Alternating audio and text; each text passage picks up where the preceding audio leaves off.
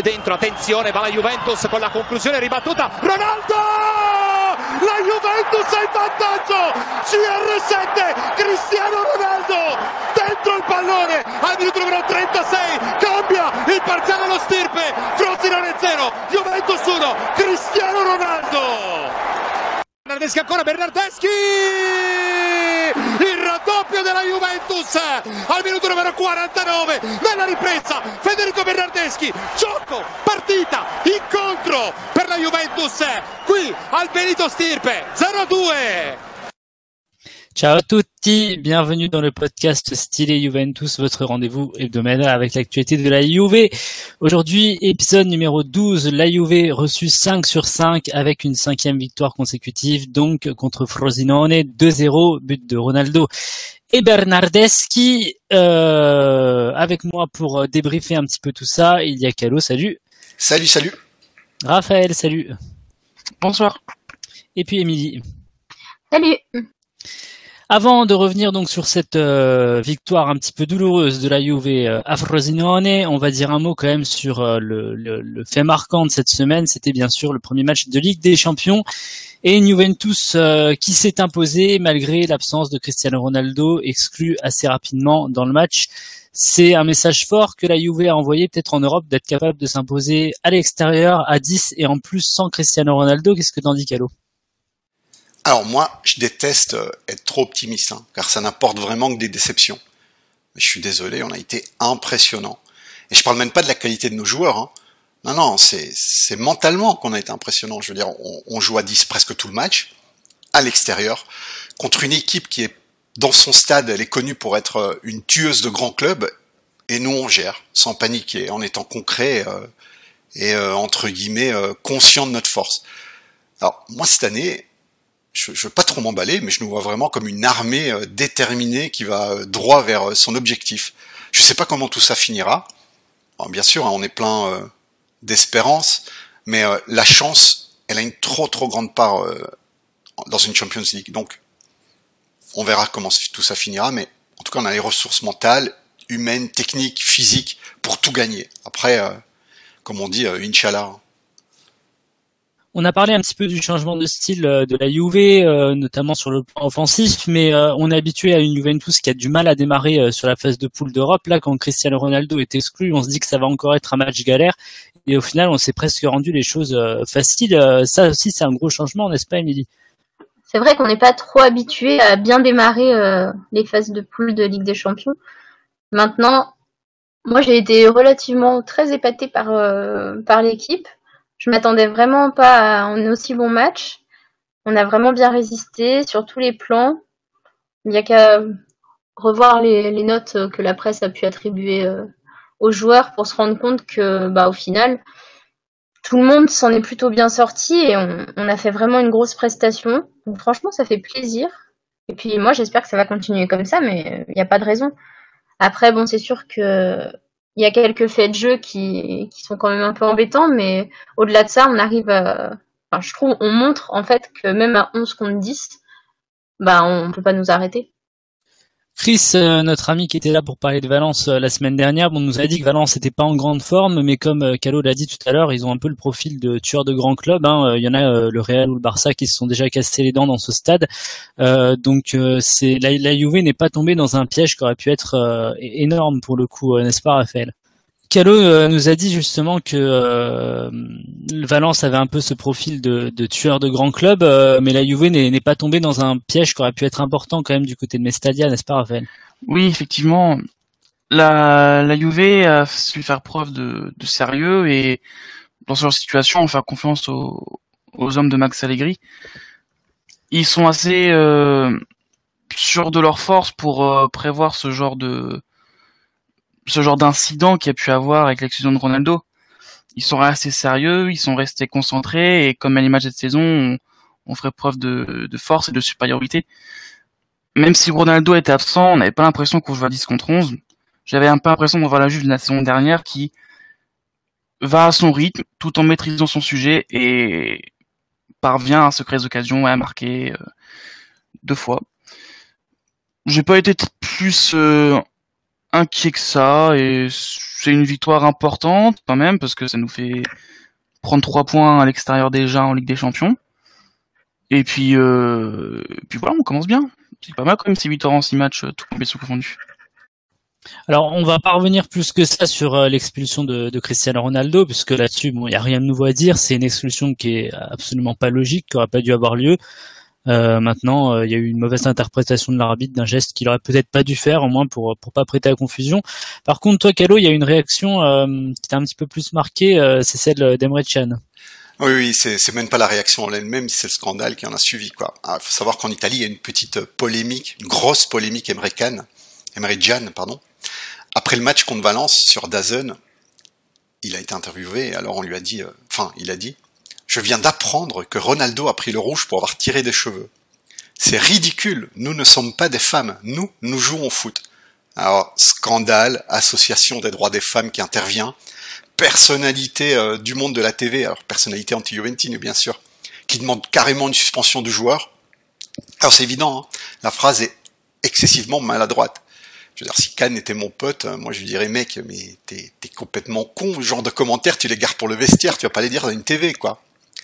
Surtout qu'on va pas se cacher, la Juve, on cherche à grandir notre nombre de tifosi, notre nombre de supporters, et au sein du board, il n'y a aucun débordement qui n'est toléré, rien ne doit dépasser, il faut être super consensuel.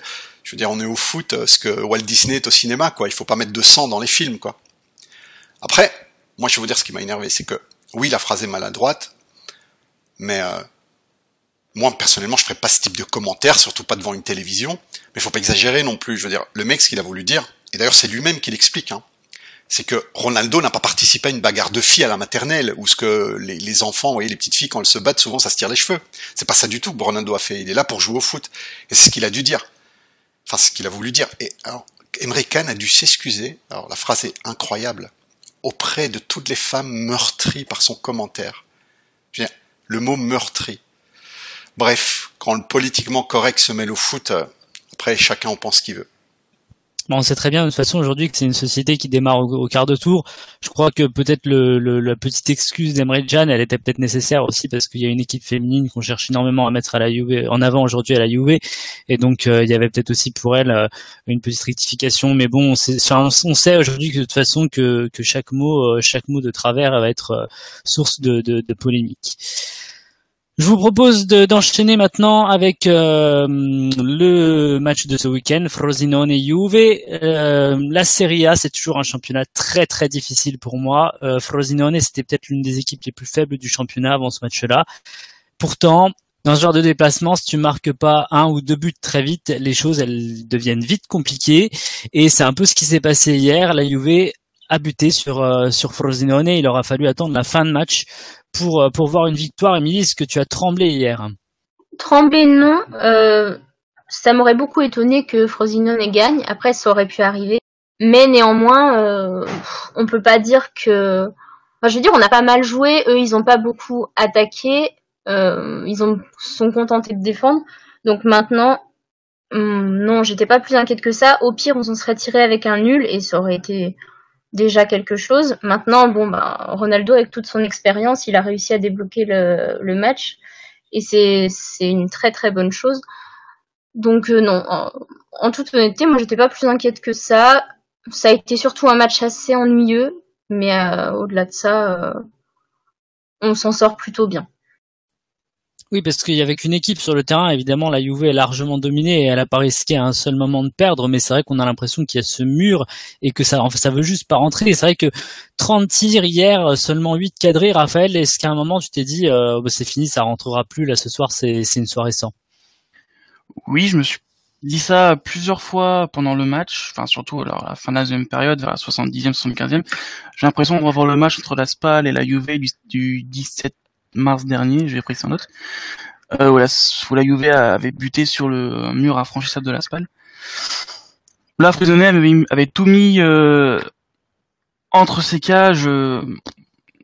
Trouver le petit passage allait être vraiment vraiment compliqué. Puis on a eu un Ronaldo qui a réussi à se démarquer et en évitant le piège du hors-jeu du Frosinone. Et puis après, on a eu l'entrée de Bernardeschi qui a pour moi qui a tout changé, et qui a apporté vitesse, profondeur de jeu, et son but est largement récompense largement ses efforts qu'il produit depuis le début de saison, et depuis le début de saison.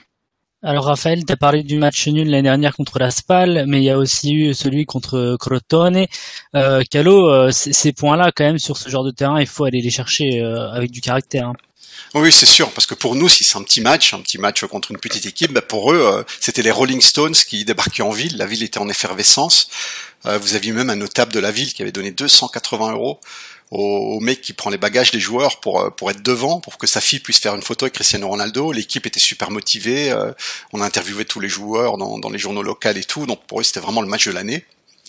Et c'est pas facile, quoi. Quand pour eux, c'est une finale de Coupe du Monde, aller gagner sur un terrain comme ça, c'est vraiment pas facile.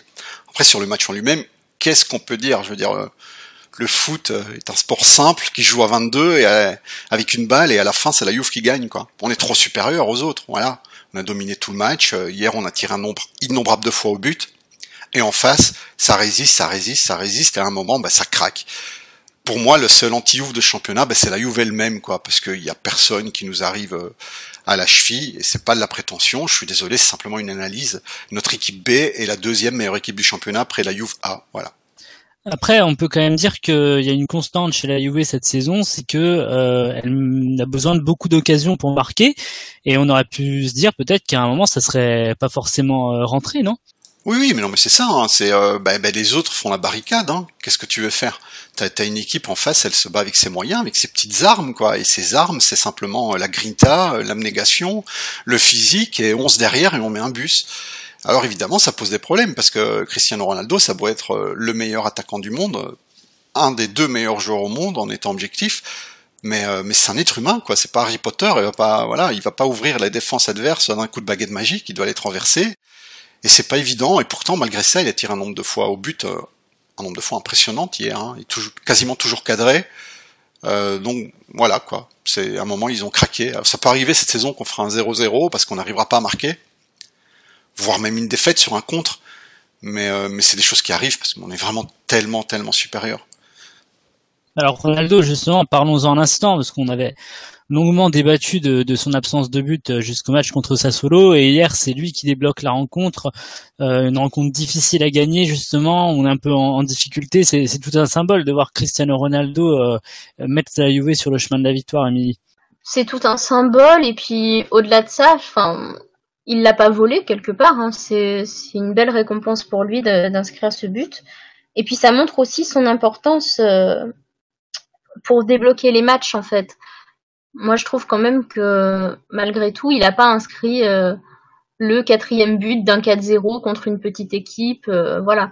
Là, en fait, il débloque la partie à la fin du match, 80e minute environ, à un moment où on pensait qu'on finirait sur un match nul. Bah non, en fait, Cristiano Ronaldo, il est là et il débloque. Donc, je pense quand même que c'est très révélateur aussi de ce qu'il représente et de ce qu'il est capable d'apporter à l'équipe. Et j'espère qu'il sera capable de nous montrer ça aussi en Ligue des Champions quand on sera en train de galérer et qu'on aura vraiment besoin de quelqu'un pour débloquer la situation. Après, il n'est pas le seul non plus à qui on peut attribuer ça. Je pense quand même que les changements ont été très efficaces sur ce match. Ils ont apporté beaucoup de choses. Alors justement, à propos d'un changement, on peut signaler l'entrée de Bernardeschi qui a vraiment changé le rythme dans la rencontre. Raphaël, tout à l'heure, c'est vrai que tu l'as félicité justement et t'as dit que c'était un but qui récompensait ses performances du début de saison. C'est des performances qui sont quand même diamétralement opposées à celles de Paulo Dybala. Dybala joue peu depuis le début de la saison. Et il a du mal à trouver sa place aux côtés de Cristiano Ronaldo. Il y a une image qui était un petit peu marquante hier, c'est que le premier, je crois, à célébrer les buts avec Ronaldo à chaque fois, c'est Bernardeschi. On a l'impression qu'il y a une complicité déjà entre eux, qu'on s'attendait justement à voir cette complicité entre Dybala et Ronaldo, et que finalement peut-être que le meilleur compère de Ronaldo, ça sera pas Dybala, ça sera Bernardeschi. Il est en train de passer dans une autre dimension, Raphaël, avec Cristiano Ronaldo là. Les vrais reconnaissent les vrais, et je pense que Ronaldo voit en Bernardeschi quelqu'un qui peut potentiellement passer un cap dans un futur proche, en fait. Et c'est ce que je pense aussi. c'est pas que ça y est, Bernardeschi prend la place d'Dybala, Dybala on met sous le banc. Dybala ça reste un joyau, ça reste de quelqu'un de très très très très fort et juste où il manque de rythme, où Allegri le met pas dans les meilleures dispositions possibles. C'est vrai que le mettre ailier droit, c'était pas forcément la meilleure chose à faire pour Dybala. S'il commence à reprendre peu à peu le jeu, le mettre ailier droit n'est peut-être pas la meilleure idée. Après, avec les absences qu'il pouvait y avoir et vu qu'Allegri voulait faire un peu de turnover, mais Dybala à droite n'était pas forcément une surprise. J'ai pas apprécié le match de Dybala, je sentais pas tellement impliqué que ça dans le jeu. Je trouvais qu'il manquait un peu de vitesse, de percussion. J'ai vu 2 fois accélérer avec Ronaldo, c'était très beau à voir, mais ça s'arrêtait là. Aujourd'hui, alors qu'il est, Bernardeschi doit être titulaire indiscutable et il doit plus jamais être sur le banc, à contrario de Paulo Dybala. Calo, si je voulais faire un titre un peu putaclic demain sur style Juve, je pourrais presque écrire la Juve a-t-elle encore besoin de Paulo Dybala? Parce que avec un Bernardeschi en pleine forme, un Douglas Costa ou encore Cuadrado et même Mandzukic qui sont à côté, tu te dis est-ce que Paulo Dybala il va se réveiller ou est-ce que là la saison elle est vraiment mal embarquée pour lui? Ben moi au début je pensais que c'était un problème de Dybala, problème mental ou physique, tu vois, peut-être un été un peu trop arrosé, mais plus j'analyse la situation, plus ça me semble pas ça du tout, hein, ça me semble un problème simplement tactique, parce que Dybala, c'est un attaquant. Dybala se définit lui-même comme un attaquant. Dybala était appelé le nouveau Agüero quand il joue en Argentine. Tout le monde en Argentine le considère comme un attaquant. Bon, évidemment, peut-être pas un neuf pivot au milieu qui est là pour dévier le ballon de la tête, il est bien évident, mais même un attaquant externe. Mais c'est un attaquant, il n'est pas là vraiment pour créer le jeu. Mais Allegri le voit comme un 10, le voit comme un créateur de jeu. Alors, évidemment, parfois il le décale un peu à droite, mais dans son esprit, c'est le mec qui doit créer le jeu. Il doit être derrière, il doit pas aller trop devant. Et Allegri l'a dit plusieurs fois, pour moi c'est un 10, c'est quelqu'un qui doit baser son jeu sur la course, sur la vista, sur la vision. Mais Dybala c'est pas un 10. D'ailleurs la pire saison de Dybala à Palerme, c'était sous Gattuso, et Gattuso le voyait également comme un 10. Alors, soit Dybala s'adapte à ce rôle qui n'est pas le sien naturellement, soit Allegri se rend compte que c'est pas un 10, hein, soit il faudra que les chemins se séparent parce que ça peut pas, il y a quelque chose qui coince là pour le moment. Maintenant, tu parles de la dualité avec Bernardeschi, les deux joueurs sont pas incompatibles, loin de là pour moi. En parlant un peu de l'italien, donc Bernardeschi. Pour moi, c'est l'étoile qui commence à briller, quoi. Cet été, il a subi comme une transformation, la petite larve, la petite chenille s'est transformée en papillon. Hein. Il avait d'ailleurs fait une interview plein de sûreté depuis les États-Unis, avec même un petit poil d'arrogance. Il disait qu'il était prêt, que c'était sa saison, qu'il était à la totale disposition du mister pour jouer à n'importe quel poste, que le groupe comptait par-dessus tout, que ce qui comptait c'était le victoire de la Juve, pas l'individualité, mais qu'il n'était pas là, qu'il était là pour percer, et qu'il n'allait pas accepter docilement une place de remplaçant, quoi. D'ailleurs, ça m'a fait un peu tiquer cette interview parce que c'est pas le genre de déclaration qui ressemble vraiment au personnage. Et je me suis pas trompé, c'est juste que le personnage c'est plus le même. L'homme, le joueur, ce n'est plus le même que l'année dernière. En plus, il s'est symboliquement et bibliquement coupé les cheveux comme Samson, tu vois. Il en a tiré une force incroyable. Physiquement, il a fait un upgrade monstrueux. Et surtout, mentalement. Le mec, il se bat. Il est toujours juste dans ses plays. Il a la grinta, il a la technique. Pour moi, sans discussion possible, n'en déplaise aux Napolitains, le meilleur joueur italien actuellement, c'est lui et de très très très loin. Et vraiment, je suis très très très content, à la fois pour la Juve et à la fois pour le national. Alors Calo, tu soulignes un problème tactique et c'est peut-être vrai que Dybala a du mal à trouver sa place et peut-être pas exploité de la meilleure des façons, mais il y a l'aspect tactique d'une part, il y a aussi la grinta et le caractère d'autre part. Et Émilie, tu me dis si je me trompe, mais enfin Bernardeschi, on sent qu'il met cette énergie et ce caractère justement pour pratiquement jouer à tous les postes. Je pense qu'il pourrait même jouer gardien si on lui demandait. Tandis que Dybala, on a l'impression que il traîne un peu des pieds presque. Je suis entièrement d'accord avec ça. Pour moi, alors je rejoins Calo sur un point quand même sur Dybala, c'est que effectivement il y a peut-être un problème au niveau du poste, etc. Mais au-delà de ça, pour moi, Dybala, il y a un vrai problème depuis maintenant un bon moment. Donc, c'est-à-dire, il y a eu cet été, mais il y a aussi eu la fin de la saison dernière. où il était quand même plutôt moyen. Je pense que le problème, en fait, il est plutôt psychologique et que Dybala, il a pas la bonne attitude. Alors après, on n'est pas aux entraînements, on ne sait pas à quelle heure il arrive, à quelle heure il repart, etc. Mais quand on voit le rendement de Cristiano Ronaldo qui s'entraîne énormément, quand on voit Bernardeschi, tout ce qu'il a travaillé, en tout cas, il a beaucoup montré qu'il avait beaucoup travaillé physiquement, etc. pendant l'été, et puis même encore maintenant. Dybala, Dybala, on l'a vu beaucoup à la plage, on a vu Dybala avec sa copine, on a vu Dybala qui faisait des sushis, on n'a pas vu beaucoup Dybala qui s'entraînait. D'un point de vue personnel, hein, j'entends, parce qu'avec le club, effectivement, il s'entraîne. Mais je me demande s'il n'y a pas un manque de sérieux de la part de Dybala. Est-ce que finalement, on l'a pas trop vite mis sur un piédestal en disant, bah voilà, c'est le futur, futur Del Piero, futur ci, futur là, futur étoile, futur meilleur joueur, futur ballon d'or, etc. Peut-être qu'en fait, Dybala, il a pris la grosse tête, tout simplement. Dybala, il se repose sur ses acquis, et en fait, c'est pas possible, parce que il est pas encore mature, il est pas au bout de ce qu'il peut donner. Donc, je pense que là où Dybala a besoin de quelque chose, c'est de s'inspirer de Cristiano Ronaldo qui vient d'arriver et qui bosse comme un dingue, et de Bernardeschi qui laissera pas sa place. Et en parlant de Bernardeschi, effectivement, lui, on voit que le travail qu'il a engagé pendant ces quelques mois, il paye, mais vraiment. Il est vraiment performant, il est incisif, il est protagoniste partout sur le terrain. On le voit beaucoup et il donne énormément pour l'équipe et pour l'attaque. Là où j'ai l'impression que Dybala se perd beaucoup sur le terrain, en fait, au final, et on a l'impression qu'il sait pas trop où se placer, quoi faire.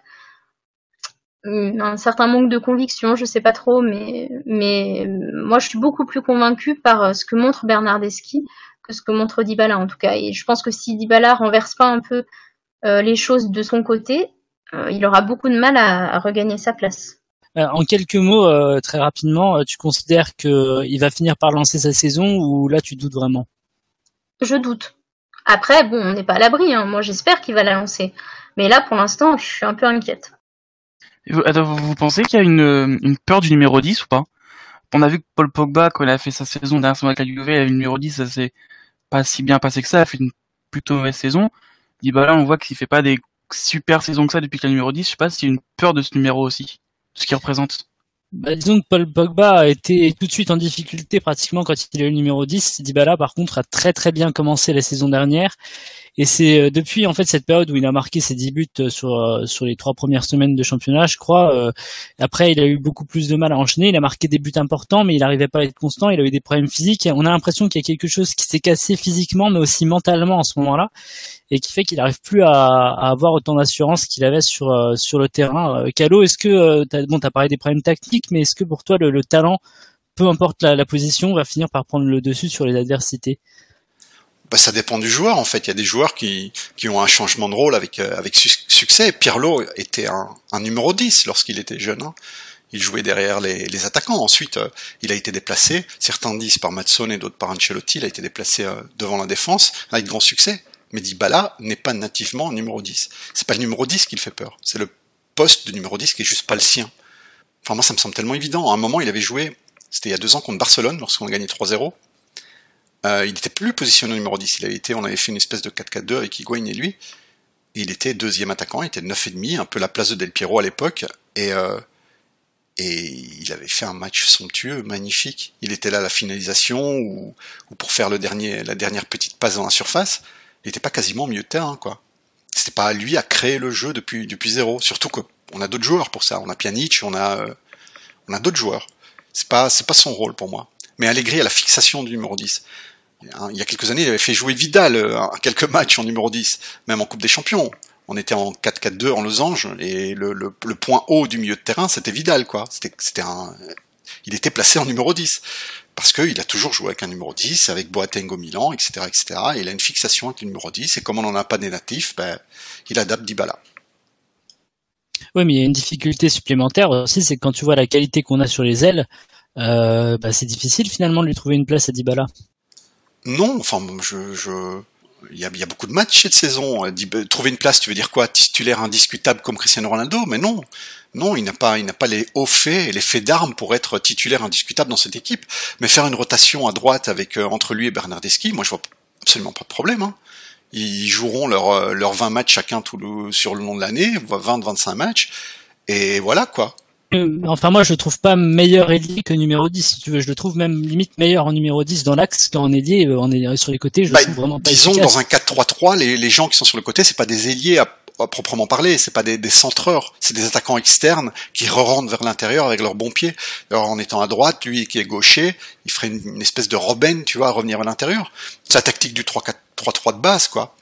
Après, dans le 4-2-3-1, donc avec un numéro 10 et deux vrais ailiers, oui, là, il faut faire jouer Cuadrado et Dybala, c'est pas son poste. Dans un 4-2-3-1, tu peux pas le mettre à droite. Mais dans un 4-3-3, oui. Enfin, pour moi, ça me paraît évident. Raphaël, comment tu le vois, ce problème tactique? Va falloir qu'il s'adapte.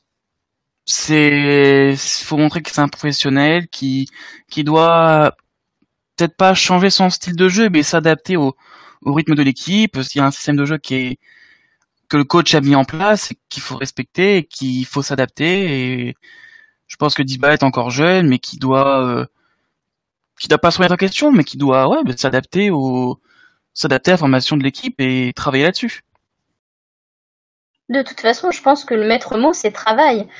Et ça se voit vraiment sur ce à quoi ressemble l'équipe aujourd'hui. On voit beaucoup de joueurs qui travaillent beaucoup, qui s'investissent beaucoup. Et on dirait que Dybala, il est en deçà par rapport aux autres en termes d'engagement. Eh ben, ce sera le mot de la fin du coup pour ce débat, et on verra la suite de la saison de Bernardeschi et Dybala, et on verra si l'Argentin finit sur le banc, on va dire à long terme, à cause des performances de l'Italien.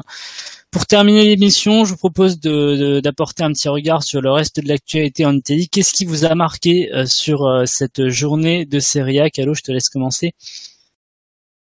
Alors, qu'est-ce qui m'a marqué? Il y a plein de choses à dire avec la Rome, etc. Mais je laisserai mes collègues en parler. Moi, je parlerai encore une fois de la transformation tactique de la Juve. Alors, je vais pas en parler toutes les semaines, hein, mais vraiment, on est devenu une équipe offensive.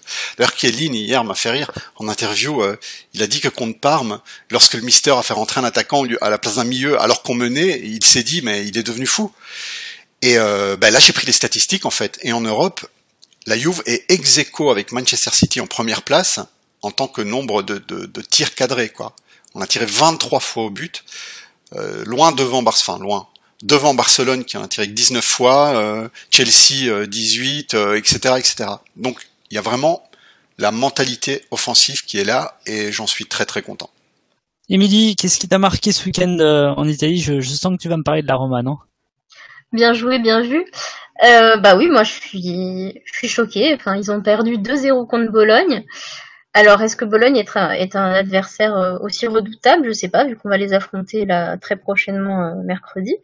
Mais moi, en fait, ce qui m'inquiète pour la Roma, en fait, parce que je pense quand même que c'est un club qui a un très bel effectif et qui a montré de très belles choses l'année dernière. Ils font un début de saison très très compliqué. Oui, parce qu'ils n'ont pas juste perdu contre Bologne, hein. Ils n'ont gagné qu'un seul match cette saison. Voilà, avec beaucoup de matchs nuls ensuite. Donc alors après, est-ce qu'il y a un contre-coup après la grosse défaite face au Real? C'est possible aussi que mentalement ça ait joué, mais malgré tout, enfin, je pense que la sauce prend pas, et c'est vrai que c'est difficilement explicable. Donc pour le beau jeu et pour la suite, j'espère qu'ils vont se ressaisir, parce que moi je misais vraiment sur eux comme concurrent le plus important. Après, j'ai vu beaucoup de polémiques, de débats. Est-ce que l'entraîneur va être peut-être limogé ou pas? Moi, j'ai beaucoup apprécié de voir le soutien que lui a apporté De Rossi dans les médias, parce que je pense effectivement que c'est un entraîneur qui a montré beaucoup pour son club. Et puis, non, en fait, l'effectif a pas tant bougé que ça. Bon, quelques pertes quand même, mais des bons ajouts aussi. Donc, je pense que c'est le moment de faire Pâques et de se soutenir, je pense, les uns les autres dans cette équipe, de faire quelque chose pour être plus soudés et pour trouver la bonne formule. Mais je pense pas que changer d'entraîneur, ce soit forcément ça le nerf de la guerre. Moi aussi, je les voyais comme le concurrent numéro 1 de la Juve cette saison. Là, 10 points de retard, c'est fini pour eux, je pense. Là, ils sont même en danger peut-être pour le podium. Hein. La saison est encore longue et il y a beaucoup d'équipes qui ont perdu des points, mais c'est vrai que là, n'avoir gagné que le premier match de championnat et en plus dans les dernières minutes, il y a un truc qui va pas. À propos juste de ce match-là, moi, je suis content de voir que c'est Mattiello qui a marqué le premier but de Bologne en Serie A cette saison. Si je dis pas de bêtises, hein, je crois qu'il n'avait pas encore marqué, parce que voilà, c'est un joueur qui a eu énormément de galères, qui a eu ses chances de carrière au plus haut niveau brisées par 2 blessures vraiment atroces. Et voilà, s'il n'avait pas eu ces blessures-là, on sait qu'il était un protégé d'Allegri, il l'estimait beaucoup et il aurait peut-être eu une carrière bien différente. Et voilà, malheureusement, aujourd'hui, il se retrouve à jouer le maintien avec Bologne, mais je suis content quand même qu'il se soit mis en valeur et ce sera un plaisir de le retrouver. En tout cas, j'espère qu'il sera là mercredi à l'Allianz Stadium. Et à noter, concernant Mattiello, que c'est un Juventino dans l'âme, et lorsqu'il a marqué, il a fait la célébration de Cristiano Ronaldo. Et les supporters de Bologne n'ont pas apprécié. Ah, les supporters n'ont pas apprécié. C'est dommage parce que c'est un petit clin d'œil, je trouve, il n'y a pas de mal. Ah, mais il faut une grande rivalité, hein, Juve-Bologne. Très grande, hein. Raphaël, qu'est-ce qui t'a marqué ce week-end en Italie? Je rejoins Émilie, j'ai parlé un tout petit peu de la Roma. Je pense que le manque du milieu se fait sentir. Départ Nainggolan a fait beaucoup de mal et surtout, je pense que départ de Strootman à l'avant-dernière journée de mercato je pense qu'il a détruit le milieu de terrain. Déjà que c'était un peu en chantier, je pense que là c'était vraiment une grosse perte. On le voit cette saison. Sinon, je voulais revenir un peu sur Parma qui a gagné Cagliari avec un excellent Gervinho qui après son séjour en Chine revient plutôt bien. Je suis content qu'il ait marqué ce but vraiment exceptionnel. Son petit chevauché solitaire dans la défense de Cagliari. Je suis content de voir Parma faire un bon début de saison malgré qu'il y a des défaites, mais bon début de saison. Je suis content de les revoir revenir et j'espère que pour la suite ça ira. Eh ben, ce sera le mot de la fin. Grosse semaine à venir pour la Juventus, donc, avec un match contre Bologne mercredi et puis le choc contre le Napoli samedi. On reviendra là-dessus la semaine prochaine et puis évidemment, toute l'actualité de la Juve est à suivre sur stylejuve.fr. Bon match et bonne semaine à tous. Salut. Salut.